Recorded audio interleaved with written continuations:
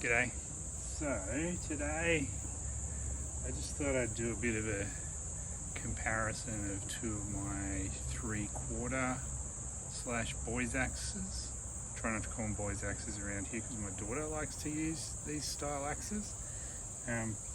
So the first one is a little Hytest Challenger. This, like the other one, is probably meant to be 2 3/4 pounds, but when I weighed the head before I hung it, it was about 3 1/3, so quite a bit overweight. So it's a good good size for general work. Pretty wedgy profile. I've hung it on a 70mm 27-28 inch spotted gum handle. I think it was a Tasmanian blackwood wedge. Used it a bit, got the edge down now. I think that's about 21, 22. Little micro bevel on it. So it's all kind of set up, ready to go. And I want to compare this one with this here. So this is an Elwell, like Dayton pattern or wedge pattern. Again, marked 2 3/4, but I know this one weighs about 3 1/4. This one, when I got it, didn't really like it, but after I hung it, it has become the axe that I pick up the most when I'm doing little jobs around the house. My son likes it as well, so it's a nice axe to use. Cool profile. It's got a high center line, so nice convex cheeks, and it always cuts really well on sort of medium size stuff. Haven't really done a lot of hardwood chopping with it, so kind of keen to see how it goes today. Also on the same length spotted gum handle, sort of 70mm. Anyway, so keen to see how they go. I think this one's got a paper bark wedge on it from one of the trees we took down earlier in the year. Alright, let the comparison begin.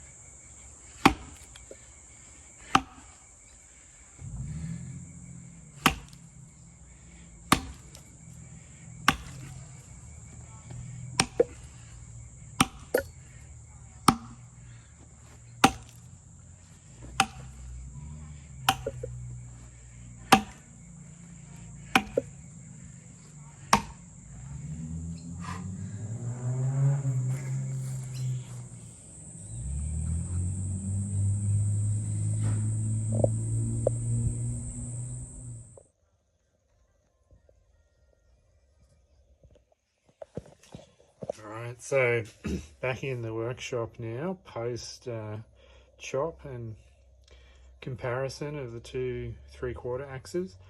Overall, I think they both performed really well. That grey gum's starting to get a bit hard now. It's probably about 5-6 weeks old since I first got it when it was cut down. I think really they were both a bit outgunned by that timber. It's just starting to get a bit too hard for little axes like this. I had a chop afterwards with a 4.5, and it's 4.5 pounder, one of my HBs, and it definitely makes a big difference with that hard timber. But still, they did pretty well. Neither sustained any real edge damage that I can tell. They're still both razor sharp, or at least as sharp as I had them before I started. I think definitely on the smaller log I much preferred the Elwell. I think it's I really like the profile. It's got a high center line. I don't know how well you can see that, but then the bit really thins out either side of that, so you get good penetration into the log, but then it still pushes it out. And it's quite a wide bit as well for this size axe. You can see it's kind of hollowed out cheeks either side there. Whereas in that thin log, the Challenger, which is really quite a wedgy little axe, you can see how chunky it is through there. It's just like it pretty much is a mini Tasmanian pattern. It didn't really get in as deeply as the Elwell, and because of that, it kind of seemed to take a bit more effort to get through it, and you could just feel it. Wasn't as free in the timber. But in the slightly bigger log, I think they were pretty well matched. If anything, I might have preferred the Challenger.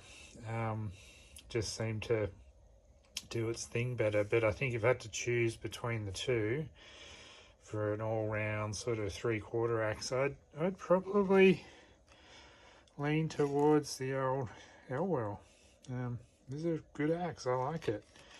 Not as pretty, probably not as collectible for some people, but as a little work axe, it's hard to beat. Anyway, hopefully people enjoyed that. We'll do some other comparisons at some point once I've got more axes done. Okay, thanks.